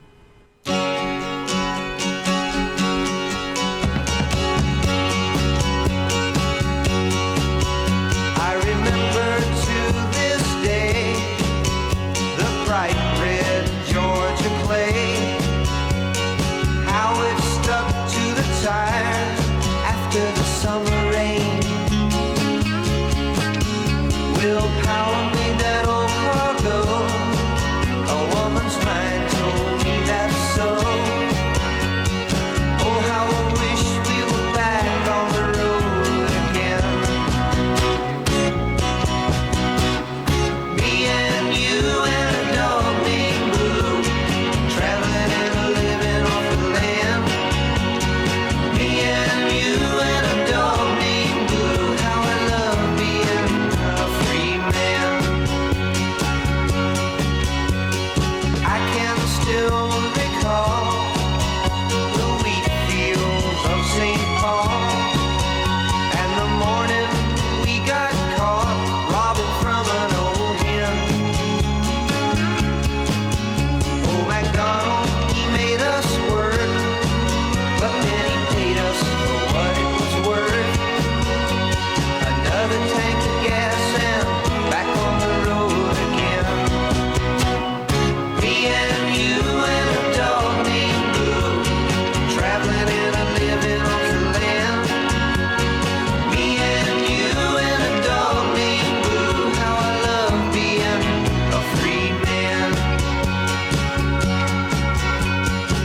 never forget the day we motored stately into big LA.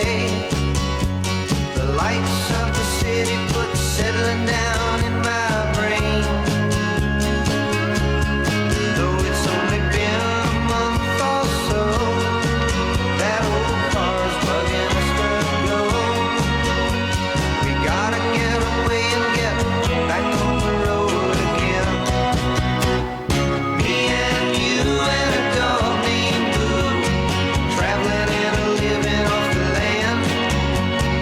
Me and you and a dog named Boo, how I love being a free man. Me and you and a dog named Boo, traveling and a living off the land. Me and you and a dog named Boo, how I love being a free man. Me and you and a Support for the community programming of WSKB is provided by Westfield Bank. For more than 160 years, Westfield Bank has been an important community presence and commercial leader in the Pioneer Valley. With convenient full banking services in Westfield, West Springfield, East Longmeadow, Agawam, Feeding Hills, Springfield, Southwick, as well as Enfield and Granby, Connecticut, visit us on the web at westfieldbank.org. We thank the generosity of our underwriters. For more information, please contact the Westfield State Foundation at 413-572-8646. He rules the roost on Thursday from 6 till 10. It's Patrick Berry. Community Radio. 89.5 WSKB. Live from the campus of Westfield State University, this is 89.5 FM WSKB Westfield. Good morning, Westfield. It is 7:38. You're listening to WSKB 89.5 FM radio for the Westfield masses. It is Wednesday, April 11th. We're coming up on Earth Day, coming up soon next week. My guest this morning is Joe Rouse, Director of Public Health for the City of Westfield, and we're talking about cleaning up and trash and recycling. And so let's talk a little bit. We've talked a little bit about trash and some of the changes at Twist Street coming up. So what about recycling? How's the recycling program going, and what do we need to know about that? Yep, good. There's a couple new things that we have up there for recycling. So one of the new, I think I discussed this before, but the bulky styrofoam pieces can be recycled. Oh, I did not know that. Okay. It's like the corners on a TV set when you unpack it. Yeah, right. Yeah. Right. So those can be recycled now? Yeah, they can. They can't go in with your curbside recycling. Okay. If you can't bring the material up to the transfer station, it is okay to put it in your trash.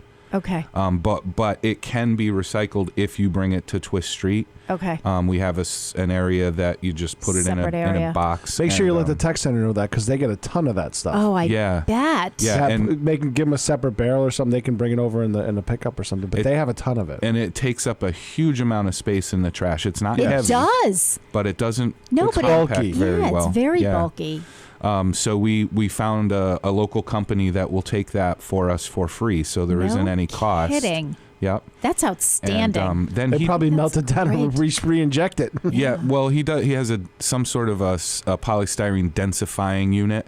Okay. So it'll make it into a hard square again. Yeah, like a product that's more of a commodity for something else. And yeah, they could probably reuse it to re-inject it. They can actually probably reuse it to make new stuff. Yeah. Yep. Yeah. So bulky styrofoam can go up there. Even the styrofoam packing peanuts, as long as they're the white ones, because those are the real styrofoam. Okay. They have some colored. Yeah, they do. Other ones. The other ones, those aren't styrofoam. The pink ones, no. No, the pink or the green. Yeah, I think the pink ones, pink and green, are biodegradable. I think. Yeah, I think the newer ones are biodegradable. Yeah. I love those. I recycle those. I save those because I use them. Yeah, I use them to package. I have a daughter who lives in Florida. I'm always sending Grace packages, so I love those things. And they're hard to come by now. Like, not a lot of people use those, but I figure as long as we're recycling, and I say to her, just save them. And when you send something to me, or to somebody else, I said just reuse them. Not that there's much coming back up here, but okay. Yeah. So there's the styrofoam, which is. The other one is we just installed back in January, a cardboard compactor. Okay. So that's what's saving. that Well, about? you didn't install it. You finally hooked it up. From Well- what I hear from all the meetings and stuff. Yeah, we had it. We had it for a couple years, but we were running into trouble getting the power to it because it requires 3-phase power and blah blah blah. But we finally got a way to hook it up. We had to put it in a different location than in the recycling center. So now with that compactor, I mean, it's saving the city a huge amount of money. Yeah, because, absolutely. I mean, it's already almost paid for itself in just the amount of time that we've been using it. So it's because we had, when you have that big dumpster up there that people were putting all the single stream stuff in, most of the time the boxes aren't broken down. Right. And you can't really police that. And it just, an unbroken down box takes up a lot of space. You're paying for a lot of air to be hauled out. Absolutely. And so now that it's being compacted, we're saving huge money. And so now when people go up there, is the cardboard separated out now, or how is that? How do you do that? We have the cardboard compactor, which is just strictly cardboard and paper. You can put paper in there. Okay. And then right next to that, we put the single stream roll-off container. So if somebody came up with their curbside container, say, that it has a mixture of cardboard and bottles and cans, they can still put the cardboard in with the single stream recycling. It's still, everything. That place will take it as well. Yeah. Yeah. Yeah. But most of the time when people come up with cardboard, it's just cardboard. It's not like they have cardboard mixed with a whole bunch of other stuff. Okay. So we gladly take that, and the city will save a lot of money with it. But if you do have a single stream load mixed together, you can still put that in the other container. There's a whole science to this recycling thing, and there is a learning curve to it. Like I keep saying, I think now I finally trained my staff. And I think I learned it from you, Joe, that you don't want to mix plastic bags in with that stuff because it can mess up the machines. Right. So I said, we have all these, paper shredders, but I said you can't put the shredded paper in plastic bags and put that in the recycle bin because the paper is great, but the bags aren't. So I actually got the lawn and leaf bags because they're they're paper bag. They're big, but they're paper bags. So that's what we put the shredded paper in. That's a good idea. That's what I do it at home, and then I write on the outside of it shredded paper because I don't want the recycle people to think I'm throwing lawn clippings in there. It's not shredded paper. Do you remember how much resistance there was when you changed to single stream, and now how everybody loves it? Oh, absolutely. Remember how much resistance there was? I could not figure that out for the life of me. I live in West Springfield. We've had single stream forever. Yeah, but it's just a change. And I kept saying, why? It's easier though. You know what it was? It was the size of the trash the containers. barrel. Yes, that's what it was. I remember that. In order to qualify for the grant money that we got, which was really not a lot in comparison to what it cost us to buy the new containers. But anyway, we got a grant, and one of the criteria was that you had to have your recycle container be larger than your trash container. Yeah. So we opted to use the existing trash container for recycling, which was 96 gallons, and buy all new 65-gallon trash containers. So that was... As a single man, I put my trash out once a month. Mm-hmm. Oh, yeah. That's all you... I mean, Gary and I, just the two of us, I mean, we put it out... My recycling goes out every 2 weeks. It's so silly, though. A lot of times goes out once a month. We're taking the thing down. It's got one bag of trash in it. And people have questions all the time about what's recyclable, what's not recyclable. So, there's a good website for the facility that our material goes to. It's called the SpringfieldMRF.org, and the MRF is Mass Recycling Facility. Okay. So if you do SpringfieldMRF.org, they have a comprehensive list of all the things that are or are not recyclable. I think it's great, though, Joe, that people are asking about what's recyclable, because if they're asking those questions, they're really working at it. And I have some of the same questions, and my husband does too. Like sometimes he's saying to me, Teen, can we put this, what do we do with this? Can this be recycled, or do we have to throw this in the trash? And we also have a list, West Springfield, and they have stickers that they put on right on the barrels, so you can for some of the basic stuff. But I think that's great, because if people are asking questions, it means they're paying attention, and they're working, and they're making the effort. Yeah, exactly. They're making the effort. Yeah, no doubt about it. It is 7:46. You're listening to WSKB 89.5 FM radio for the Westfield Masses. So in honor of Keep America Beautiful Month, we're going to listen to the song America the Beautiful. And because it's Barbershop Quartet Month Day, which is an a cappella, I thought we would do, this one is a cappella. This is the United States Air Force Band.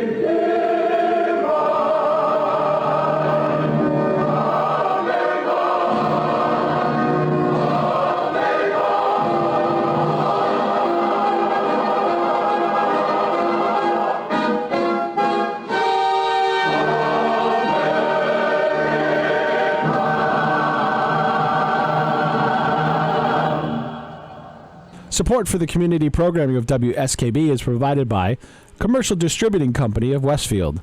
Now in its third generation of family ownership, Commercial is one of the premier beverage distributors of Western Massachusetts. The Plasek family and the staff of Commercial Distributing wishes you good times throughout the year and urges you to drink responsibly. Support for the community programming of WSKB is provided by the Barnes & Noble College Bookstore in the Ely Campus Center, offering Westfield State t-shirts, sweatshirts, and gift merchandise, all of your academic needs, and offering textbook materials in new, used, ebook, and rental formats. Available at the bookstore on campus or online at westfieldstate.bncollege.com. Support for the community programming of WSKB is provided by Wally Computer Associates, one of the largest technology providers in North America. Headquartered in Southwick, Wally provides all of the products and services that you'd expect from a world-class technology partner to schools, colleges, businesses, as well as state and local governments and agencies. Wally Computer Associates, meeting all of your technology needs. On the web at WCA.com. We thank the generosity of our underwriters. For more information, please contact the Westfield State Foundation at 413-572-8646. Wednesday mornings from 6 till 8, it's Tina Gorman with Wake Up Wednesday. Community Radio. 89.5 WSKB. Live from the campus of Westfield State University, this is 89.5 FM, WSKB, Westfield. Good morning, Westfield. It is 7:51. You're listening to WSKB 89.5 FM, radio for the Westfield masses. It is Wednesday, April 11th. I do just want to mention that tomorrow, Patrick Berry on the Westfield News radio show, which is 6 to 8 tomorrow morning, his guest will be City Councilor Matt Emershai. Rookie Matt Emershai. So we'll see how his first 90 days in office as a city councilor is going. So you can tune in tomorrow at 6 o'clock, and they broadcast live from Tigers Pride. So if you want to, make an appearance to Tigers Pride, I guess you can do that as well. My guest this morning is Joe Rouse, Director of Public Health for the City of Westfield, and we're talking about the upcoming Earth Day. We're talking about cleaning up and trash and recycling. And I do just want to mention, and I have mentioned this for the last couple of weeks, annually the CSF Westfield Dollars for Scholars program holds a shred day, a document shred day at the Senior Center in the Senior Center parking lot. This year it will be Saturday, April 21st. So it's the same day as the Earth Day cleanup. This will go from 9 to 1. So if you're doing Earth Day cleanup, you can send another family member over with your documents to be shredded. But this is another great way to recycle. These are documents, that have information that you don't want out to the public. So you probably don't want to put them in a recycle bin. But things like if they have your bank account numbers or any health, a health number, your social security number. So, tax documents, they always do this right after tax day so that if people are getting rid of old taxes from years gone by or documentation, supportive documentation, it's a good idea to have that shredded. So you can bring your documents to be shredded and recycled. There's a $5 donation to CSF for every box, and they do limit it to 3 boxes, and they do it right in the parking lot at the Senior Center. No early birds, please, because it takes them a while to get the truck in and set up, but they'll go from 9 to 1 p.m., rain or shine. So, and the shredding is done by Valley Green Shredding, and I believe that Valley Green does, I believe that they donate their time for this because it's a fundraiser for CSF Westfield. So, another way to recycle. So lots of ways to recycle, right, Joe? Yeah, we have so many things up there. I just had a new resident come in. They just moved into the city. They bought a dump sticker and they went up there, and I got a call back from them after they were up there.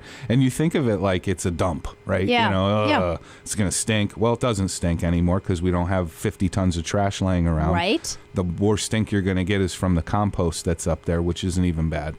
But they loved it. They couldn't say enough good things. They're like, I'm going up there every weekend. It's like a field trip. You know, and some people, it's so funny because you go up there and because we recycle, have so many different things that we recycle there, you do have that contingent of people who will go up to drop something off and they'll see something. Yeah. And they'll say, oh, hey, I need that. Hey, I can refinish that table and make exactly. it brand but new. We have a new program for battery recycling. So we've always had battery recycling bin up there, but they were all mixed together. So now we have 4 different separate categories of battery recycling. Really? So, yep. And if anybody, in the past, we've always said to people, when they ask, alkaline batteries can go in the trash. They certainly can. Those are your regular, like for a clock or for a flashlight. The D's, the C's, the double A's and stuff. Those are alkaline. They can go in the trash.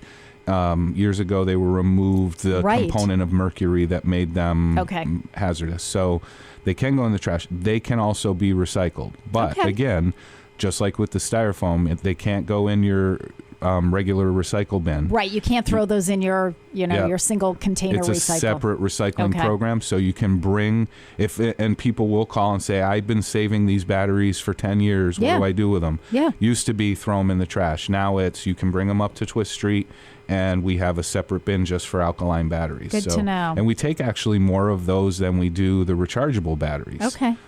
Which is, that surprised me. But I used to keep them in a shoebox, and because I didn't realize that if they were alkaline, you could throw them in the trash. And then my brother, the PhD chemist, explained to me that I could, and I didn't believe him, even though even though he's got a PhD in chemistry. I was like, no. And I kept saving them, and then finally I said, okay, I read it someplace. So, and now what about things like paint? What do you do with paint? So that's always a puzzle for me. I know. We will take on the first Saturday of the month, we will take any oil-based paint varnish stain. Latex paint is non-hazardous. It's water-based. Okay. All you have to do is dry it out or put a kitty litter or something in it and mix it up. Okay.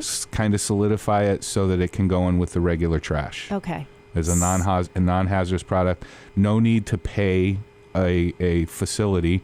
There are some facilities that will advertise they take latex paint. Okay. And they charge you for it. Okay. Yep. So it is, as long as it's not in a horrible liquid form that's gonna stain everything. Get all over the place. The trucks and stuff.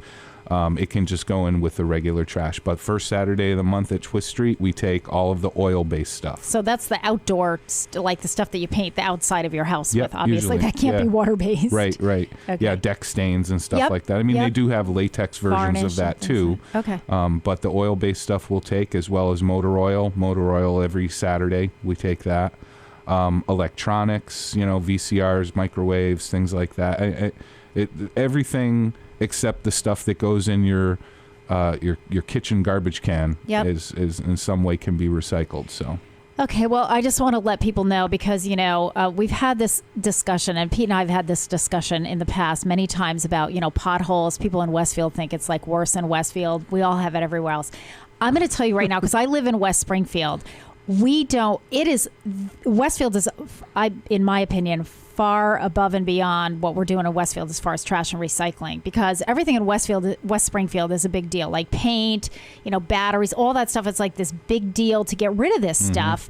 And what I'm hearing is that if I lived in Westfield, on a certain Saturday in a month, I could get rid of it myself. That would be so convenient. So nice way to empty the basement and do some spring cleaning. This is amazing. And I'm sure there's things that I don't have time to mention that you can bring up there. So one of the things is, just go up there and you will find if you have anything to bring there, bring it up. And then where is look it located? Around. For people who don't know, or if they're new to the city, where is the transfer station? It's on Twist Street, How do you get which there? is off of Lockhouse Road.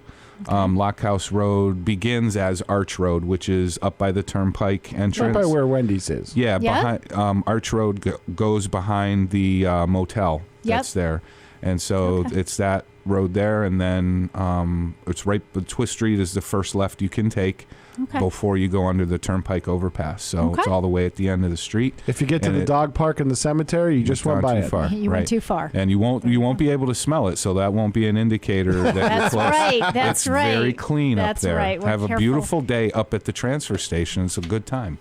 Well, Joe, I want to thank you for helping us to learn how to keep our community clean and litter-free and recycled. And I want to remind folks that we are looking for, Karen Lee is looking for volunteers for Earth Day. You can call her at 572-6281 if you would like to volunteer. I also want to remind our listeners that the Senior Center opens today at 10 o'clock because the staff has a training from 8:30 to 10. So don't come banging on our door. The doors are not going to get unlocked until 10. And also, we'll talk about this more next Wednesday, but our Senior Options 2018 event occurs next Thursday, April 19th from 10 a.m. to 2 p.m. at the Westfield Senior Center. It's our annual health and wellness fair. We'll have 34 different vendors and tables set up with information. We'll get into a lot more about that next week, but just kind of reserve that date. We'll also be selling grab-and-go lunches because we won't be serving a regular lunch, but you'll be able to get one to go. So we are good. This has been a really full morning. I want to thank you for listening again. Tomorrow's guest on Patrick's show will be City Councilor Matt Emmershey from 6 to 8, so tune in for that. It is 8 o'clock. You're listening to WSKB 89.5 FM, radio for the Westfield masses. Have a great week. Stay healthy, my friends. There you go.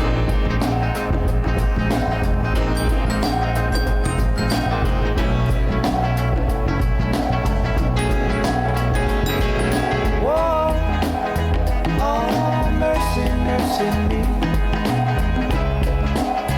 All things ain't what they used to be now. Where did all the blue skies go? Poison is the wind that blows from the north and south and east. Whoa, mercy, mercy me. All things ain't what they used to be. No, no. Oil wasted on the oceans and upon our seas. Fish full of mercury. Mercy, mercy me. All things ain't what they used to be. No, no. Radiation underground and in the sky. Animals and birds who live nearby are alive. Oh, mercy, mercy me. All things ain't what they used to be. What about this overcrowded land? How much more will you from me? Can't you stand?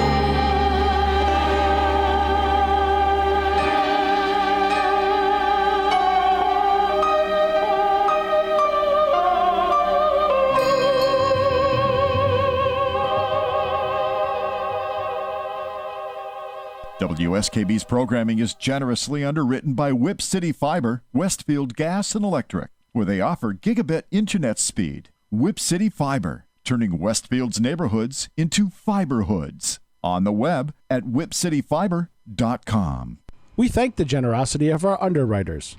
For more information, please contact the Westfield State Foundation at 413-572-8646. Wednesday mornings start off right from 6 to 8 a.m. with Tina Gorman and Wake Up Wednesday. Community Radio. 89.5 WSKB. Live from the campus of Westfield State University, this is 89.5 FM WSKB Westfield. Call it all for nothing, but I'd rather be nothing to you than be a part of something that I didn't do. I can't be the only one